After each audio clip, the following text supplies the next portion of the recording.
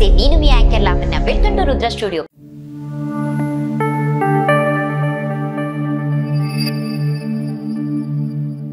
ప్రస్తుతం మనము పీజేఆర్ జనార్దన్ రెడ్డి గారి కూతురైనటువంటి విజయారెడ్డి గారితో ఉన్నామండి.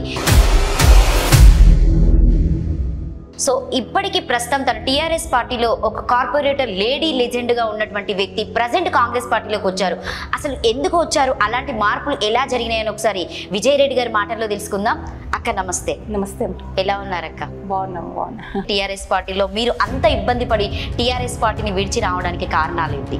ఫస్ట్ టీఆర్ఎస్ జాయిన్ అయినప్పుడు సిటీలో చెప్పుకోదగ్గ నాయకులు కూడా ఎవరు లేకుండే. కానీ మేము వచ్చినది ఏంటంటే ఖైరతాబాద్ నియోజకవర్గంలో పీజీఆర్ గారి అనుబంధం ఎలాగైతే ఉండేనో ప్రజలకు ఒక సర్వీస్ ఓరియంటెడ్గా రావాలనే ఉద్దేశంతో మేము రావడం జరిగింది. ఒక పీజీఆర్ బిడ్డ లెక్క ఎక్కడికి వెళ్ళినా కానీ ప్రజలు ఆదరించేవారు. అధికారులు కూడా, ఎందుకంటే మన కోసం కాకుండా ప్రజల కోసం వెళ్తున్నాం కాబట్టి అధికారులు కూడా దాన్ని సానుకూలంగా స్పందించి ఎన్నో పనులు చేయించాం. కానీ సెకండ్ టైం టీఆర్ఎస్ పవర్లోకి వచ్చినాక ప్రజల సంక్షేమం పట్టించుకోవడం తక్కువ అయిపోయి వాళ్ళ సొంత ఎజెండాలతోటి ముందుకెళ్ళడం, అంటే టీఆర్ఎస్ని బీఆర్ఎస్ చేయాలనో లేకపోతే. బట్ వంశపారంగా చూసుకుంటే రెడ్డి గారు వారసత్వం తీసుకున్నటువంటి మీరు ఇద్దరు ఉన్నా కూడా సో కాంగ్రెస్ పార్టీలో అయినా నెగ్గుంటుకుంటారా? అంటే ఇప్పటికైనా మీ డాడీ పేరు నిలబెట్టడానికి మీరు రెడీగా ఉన్నారా? ఎక్కడ కూడా పీజీఆర్కి మచ్చ తీసుకురాలేదు. పీజీఆర్ ఎలాగైతే ప్రజల కోసం సేవ చేశారో మేము కూడా అలాగే సేవ చేస్తున్నాం. సరే పదవులు అనేది మనకు వస్తాయా రావా అది వేరే సంగతి అయినా కానీ. సో ముఖ్యంగా టీఆర్ఎస్ నుండి మీరు ఎందుకు బయటకు వచ్చారక్క? ఇప్పుడు ఉన్నటువంటి ఎలక్షన్ టైంలో సో మీకు టీఆర్ఎస్ పార్టీ నుండి ఆల్రెడీ దానం నాగేందర్ రెడ్డి గారు ఎమ్మెల్యేగా ఉన్నారు. బట్ ఆ టికెట్ ఒకవేళ మీకు ఎమ్మెల్యే టికెట్ వస్తుంది టీఆర్ఎస్ నుండి, తను ఆల్రెడీ ఉన్నారు, రారు అని చెప్పేసి, అంటే మీ ఉద్దేశంలో కాంగ్రెస్ పార్టీలో ఏమైనా టికెట్ అని చెప్పేసి మీరు ఇక్కడికి జంప్ అయ్యారు అనుకోవచ్చా? అలా చేసేది ఉంటే నేను ఎలక్షన్ల ముందు చేయాలి. కానీ రాజకీయం అంటే ఉట్టి సీట్లు నోట్లే కాదు, ప్రజల సంక్షేమం ముఖ్యము. అంటే మీకు ఎప్పుడంటే టీఆర్ఎస్ పార్టీలో ఉన్నప్పుడు వాళ్ళు ఏమైనా వాగ్దానాలు చేశారా? నెక్స్ట్ ఇప్పుడంటే కార్పొరేటర్, తర్వాత నెక్స్ట్ ఎలక్షన్లో ఉన్నప్పుడు ఏమైనా టికెట్ మేము ఇస్తామని చెప్పేసి ఎప్పుడైనా మాట్లాడారా మీతోని? నేను జాయిన్ అయ్యేటప్పుడు కూడా చెప్పారు, ఖైరతాబాద్ నియోజకవర్గానికి నేను ఒక ప్రతినిధి లెక్క నేను అక్కడ పనిచేసుకుంటూ వెళ్ళేదాన్ని. కానీ అక్కడ కూడా టికెట్ ఇస్తానని చెప్పి కార్పొరేటర్కి చేయడము, తర్వాత ఎమ్మెల్యే టికెట్ ఇస్తామని చెప్పి కూడా లాస్ట్ మూమెంట్లో డ్రాప్ చేయడము.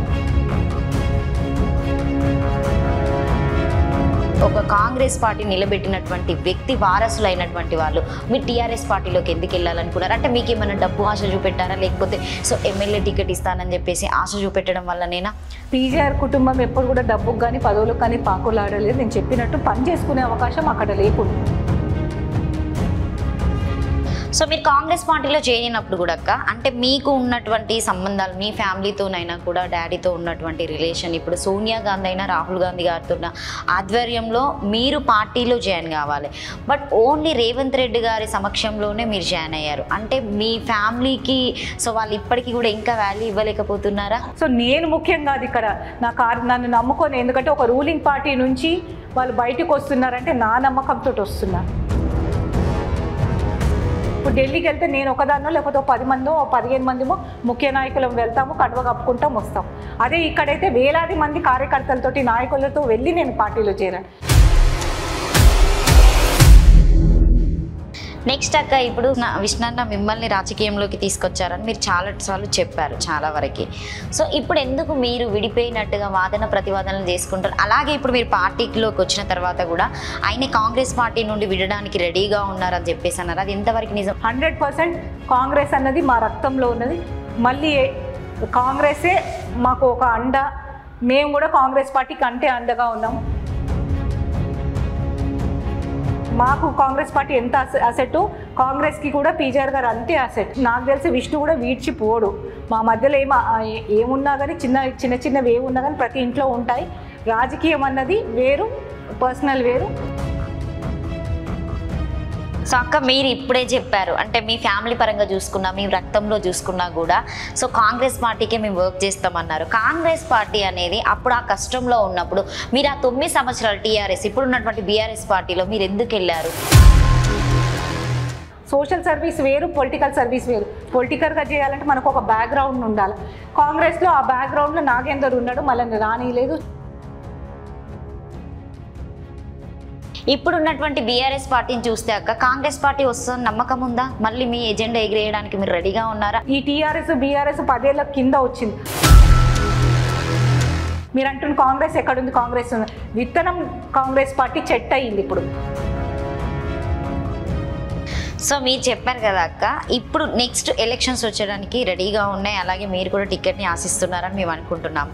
సో ఆ టికెట్లో ఇప్పుడు మీరు వంశపరంగా వచ్చినా కూడా విష్ణన్న కావచ్చు, మీరైనా కావచ్చు, అంటే ఖైరతాబాద్ నియోజకవర్గం నుండి తీసుకుంటారా, మీరు నెక్స్ట్ జూబ్లీ నుండి తీసుకుంటారా? ఆల్రెడీ విష్ణు ఒక ప్లాట్ఫామ్ మీద వర్క్ చేస్తూ ఉన్నాడు, నేను ఒక ప్లాట్ఫామ్ మీద వర్క్ చేస్తున్నాను. విష్ణు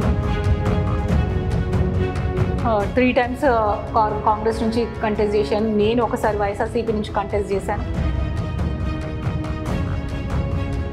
ఒక పార్టీ అరేంజ్మెంట్స్ చేసుకున్నప్పుడు మీ టీఆర్ఎస్ పార్టీలో ఉన్నప్పుడు నాయని నరసింహారెడ్డి గారితో మీరు ఒక గొడవ అనేది జరిగింది.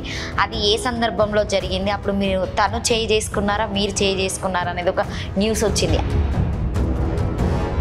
నాయని నరసింహారెడ్డి ఒక తండ్రి లెక్క, ఆయన మా నాన్నగారితో పాటు ఎన్నో దాంట్లో పాల్గొన్న ఆయన.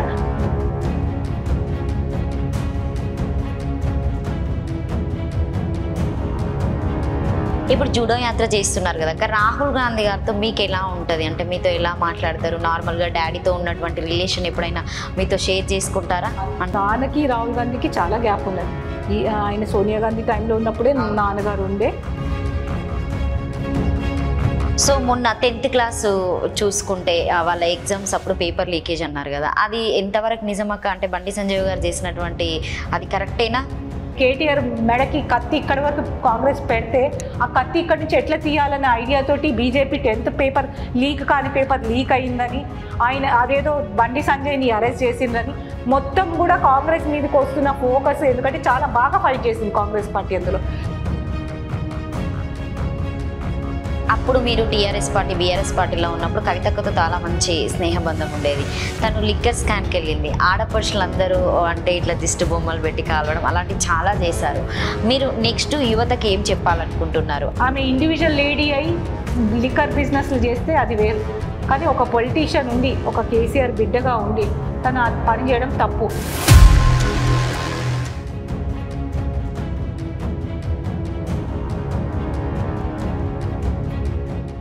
ఈరోజు రుద్ర స్టూడియోస్ తోటి చిట్ చాట్ అయినది, అది చూసి లైక్ చేసి షేర్ చేయాలని, రుద్ర స్టూడియోస్ని సబ్స్క్రైబ్ చేయాలని కోరుకుంటున్నాం.